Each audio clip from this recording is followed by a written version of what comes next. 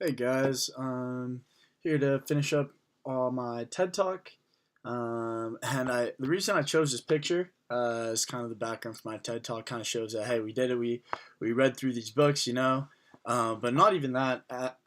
All three of the books kind of had a similar saying and kind of a similar theme, I guess. That as teachers, we can do a lot of things, and we have the power to really make a difference in the classroom, and to be effective. Every single one of us as long as we're trying to always improve and always reflect on how we can be better. There's the roof is pretty limitless for us as far as what we can achieve with our students, and I thought that was pretty cool about all the books. The first one I kind of want to talk about is Teaching the Taboo, and I really love the chapter where it talked about release the wisdom and the power, language and power, or in the room, excuse me, language and power, and talking so much about how students they they have their own unique language, and who's to say that their language is wrong, or that when they come in the classroom that of course they're going to feel a little outside to the what we consider to be normal language and what they use.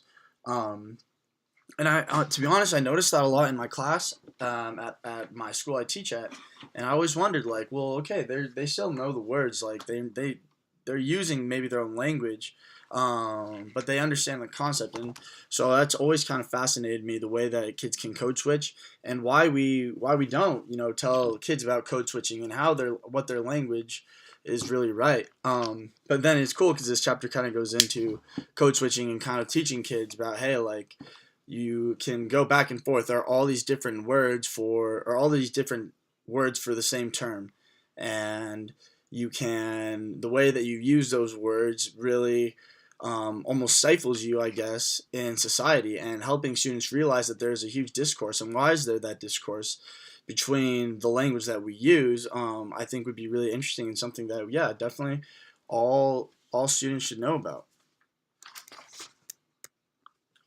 The next book I'll be talking about is Effective Classroom Management. And again, just kind of the way they wrap it all up is, just telling teachers, like, hey, the most effective teachers, whether young, new, old, veteran, they all have effective, like the best ones will have an effective classroom management. And I've really noticed that how important classroom management is to properly implement learning strategies, because if you can't control your classroom and they don't cooperate with you, then a lot of the strategies that you want to do that might be cool or you think might be fun and really might help students, you won't be able to implement them because your classroom just might not be able to handle that kind of talking. They might not be able to handle that kind of freedom as far as putting in individual groups or big groups like that.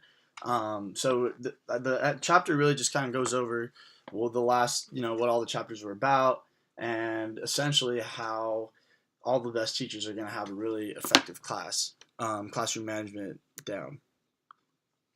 To finish off my talk, I wanted to save what should I do kind of for the end, because I thought the overall ending of the book really kind of hit home for how we should handle these dilemmas that we face and how we should approach these challenges that sometimes we really don't know what to do, and that has been personally a big struggle for me in my own classroom. Trying to figure out, like, what is the right thing to do, what should I do for my students.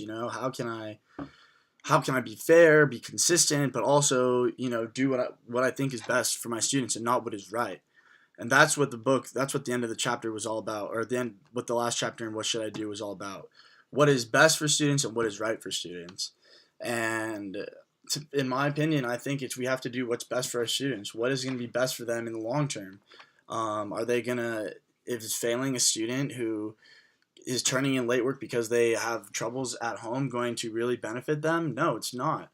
So just taking into account every little small thing about students, about their backgrounds, about who they are, like, is really important. And I think that especially teaching in an urban school, you have to really focus on it a lot more than in a suburban school. And not that suburban you won't experience it there, but it's just going to be so much more plenty in an urban school that it's important that when we're facing these dilemmas, we really are trying to think of what is going to be best for our students and how we can approach getting them to not just pass classes but to learn and to be engaged in a school setting.